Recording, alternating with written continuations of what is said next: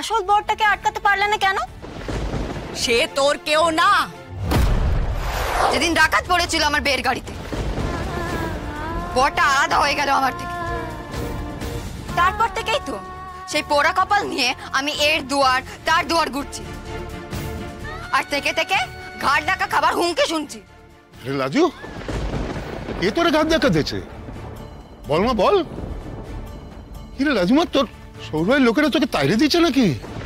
ওই তুই এসে থেকে তো আমার কিছু বললি নে। সে জামাই তো হাত ফসকে পাইলে গেল। তুই যদি আমার একবারে বলতিস মা, আমি তাহলে ছাড়তাম নাকি?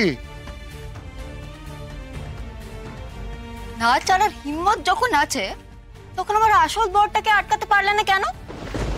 সে কেন চলে গেল? তাকে কেন তাইরে দিলে তোমরা? খবরদার লাজু, তার নাম তুই মুখে আনবি নে। সে তোর কেউ না।